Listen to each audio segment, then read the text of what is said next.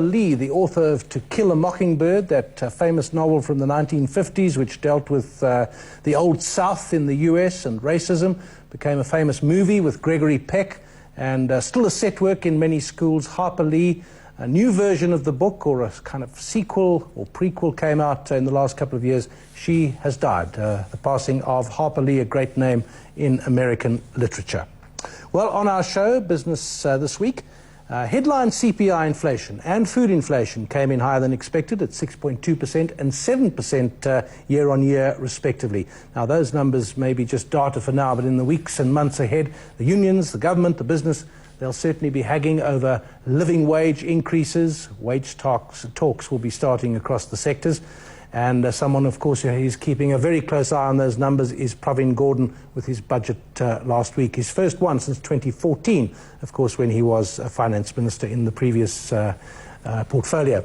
So, how does he deliver the balanced budget is the question. And still with me, our guest Thabi Leoka, economic strategist at Argon Asset Management, and Byron Lotter from Vestact. Thabi, this is your area of focus, so let's kick off here. And maybe that's the question to start with. How is Pravin Gordhan going to come up with this magic act that we want him to? Yeah, I don't wish to be Pravin Gordhan, only because, I mean, a few months ago he was sitting in a different position, worried about local councils, and then all of a sudden he's now sitting on the hot seat, and all eyes are on him to try to save the country's fiscal or finances. And, you know, he's also on the hot seat at a time where growth is very slow. We still don't know where or how South Africa will come out of this slow growth environment. And slow growth obviously means slow revenue collection. And you need revenue collection in order for you to also shrink the budget deficit, which is something that we have to do, and all the rating agencies will be looking at to see how we will close this budget deficit that we've been saying we will close for quite some time. Also, inflation is increasing. And the problem here is that you did mention wage increases. Now, we remember last year we had the 3-year wage agreement, with public sector wage agreement, and now it happens at a time, it's CPI linked. But it was above inflation then, wasn't it? It was above inflation then, and if we're expecting inflation to be about 7.8%, 8%, this means that it will, weigh heavily on the public finances, because suddenly if you calculated what it would cost last year, you suddenly have to adjust your figures to reflect the CPI that we're now expecting, which we didn't expect last year, because also we had the droughts which added on to increases in fruit prices. And so these are the numbers that have been moving. These are the numbers that the minister will have to look at and will have to adjust, but make it in such a way that it doesn't compromise the deficit. I mean, as you're speaking, Byron, I'm getting more and more depressed. You know, you've actually lined up all those depressing numbers. But then, how is he going to do it? Are we expecting too much from Pravin Gordhan? Is he doomed to disappoint us? You think that he cannot afford to disappoint us, and that's the problem. Sure. We've been kicking the can down the road for too long, and now it's literally all eyes on South Africa. If you look at our emerging market peers that have been downgraded, Brazil, Russia, Turkey, sub-investment grade. What makes South Africa investment grade? Why do we deserve to be investment grade? And how can we make sure that we remain an investment grade country? So these are the questions that, you know, the policymakers are looking at. And unfortunately, we're waiting for the minister to give us an indication of how he will save us. One thing that he will be doing from an expenditure perspective is reining in spending. And even though I expect him to lower the ceiling that he actually introduced when he was the minister, and which means also that spending from a government perspective will also be reduced. We also need to, wage increases are something that we need to look at very carefully. Although we are tied up to a 3-year wage agreement, I think that we have to be very honest about these very above inflation wage increases, which are going to compromise the fiscus. We also need to social grants as a percentage of the total budget was quite significant. And you can't stop them. You can't stop them because of the kind of economy we are. We do have a lot of people who are dependent on it, and actually it has helped the country in many ways from a spending perspective. But at the same time, we need to actually start shrinking those who are dependent on social grants, and that is that means that we need to make sure that there's education for all, and there are jobs that those who are educated can actually be absorbed by be employed by the economy, and so this whole skills mismatch needs to be sorted out as well. Byron, cheer us up. I guess that's my job, and I don't know, I feel like we're reaching a sort of inflection point in not just the South African economy, but in politics as well. I feel like the natural processes of democracy are slowly taking place, and in and amongst the crisis that we now see ourselves in, you feel like there is some kind of pulling together and people sort of taking things seriously, because when times are good, you can't really see what policies aren't working. But when times are tough, you can really see what's not working. You can pinpoint what's wrong, and you can start fixing those things. And I get the feeling that that's starting to happen, because people realize that if it doesn't, then we're going to be in big trouble. And that's why we're seeing, politically, we're starting to see, some sort of accountability. We're seeing some sort of pressures that weren't normally there.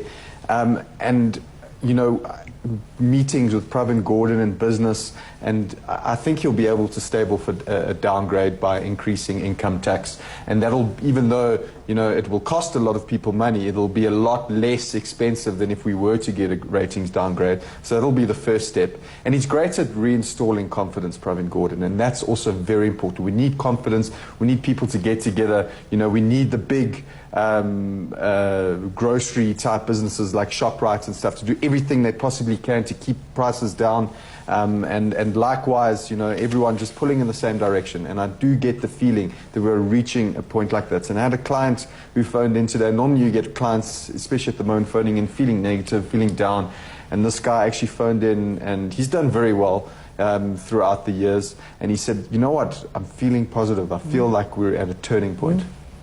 Thabi, in a way, it's a paradox. The crisis that was brought about by the firing of Nhlanhla Nene, the finance minister, actually has produced a situation where Pravin Gordhan, now being the finance minister, is in a stronger position than Nene was, and than even Gordhan was before, because he's now unfireable, or at least for a period. Yes, we hope he can't be fired. I think that we learned from what happened in 9/12, that if you do fire a finance minister, such a sacrosanct ministry, this is what will happen. You see capital outflows. You see the currency weakens. You also see confidence in South Africa from an investor perspective diminish. And I don't think that I think, yes, you're right, that he comes in, a lot more with a lot of power versus Nene did. But I think he also has far more challenges than maybe Nene. Can I interrupt you there? And we mustn't make too big a halo over Gordhan's head, because the loan debt in South Africa rose from 22% of GDP to 40%, while he was finance minister. So that's been pointed out too. But there are other things to look at there, because you look at that loan debt and it sounds big and it's grown drastically. But when you look at mortgage debt in the US, especially amongst the lower to middle incomes, you're looking at about 80% of those people under huge mortgage debt. Here in South Africa, we've got a sort of tribal system where most of the land is sort of owned by the people. So there isn't much mortgage debt at all. So there is kind of, opportunities to try and possibly leverage off that. People can use that land more productively and gain access to more credit in that way. So, I mean, it sounds bad, but, the overall big picture is not as bad as what you'd think. Thabi, maybe also the question is the signal Gordhan's got to send, whatever he says he's going to do, he's somehow got to send the signal that the government, the rest of the government, will back him. because they did make that agreement on the public sector thing, and then they, in the negotiations, started 11, started 5, end up 7.5, but it was more than they said it would be. He has to have backing from government. He also has to have backing from corporate South Africa and investors, both locally and internationally. And he has to, unfortunately for him, because this is an election year, usually what would happen is that he would be appeasing voters. But now he has to appease the market. So we're expecting a market-friendly budget where the three government, corporate South Africa and the investor community need to feel confident in what the minister will say next week. I think, sorry, one more point. Having a political party that is fairly comfortable, I mean, obviously there are pressures and sort of, a big rivalry forming, but having a political party that feels fairly comfortable in the voting base, sometimes it's a good thing in that they can do what they think is right instead of having to do what they think the voters will like. Yeah. The danger, of course, in their minds is they might lose one of the big metropolitan areas, but they're not going to lose power in the country. That's not going to happen in the next round of elections, national, provincial or local. Thanks to Thabi Leoka, who is the economic strategist at Argon Asset Management, and Byron Lotter from Vestact for joining us tonight. Well, we'll shift focus to the people, power and politics section, and the only story of the week really that comprises all three elements, and that's Anglo-American and the impact more broadly on that mining sector. So see you in a moment.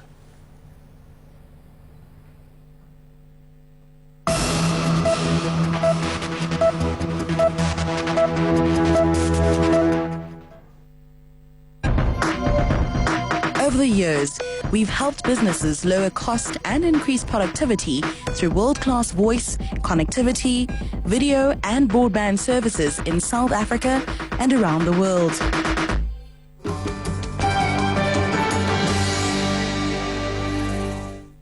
Take part in the 4th edition of the Africa CEO Forum, the foremost international meeting for African CEOs, bankers and investors. Network with Africa's top business leaders. Establish strong and lasting relationships with visionary and influential investors. Gain exposure through substantial international media coverage. Engage with cutting-edge, original and innovative ideas.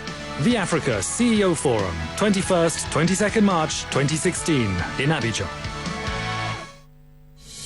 African governments are going to have to do a lot more deliberately to capture the capital on an increasing basis going forward. The stability of electricity supply is having a major impact on the property industry. A centralized approach for us wasn't always the best way. We are really quite labor intensive. So it makes up 50% of your costs. Absolutely. I think regulation for the sake of regulation is generally bad. Or is that a little dramatic? There's no credit in our portfolio at all. The African continent is on a very strong growth trajectory. It's important to understand that we do belong in the BRICS grouping. I'm a businessman. I'm not going to go and invest into something which is not for profit.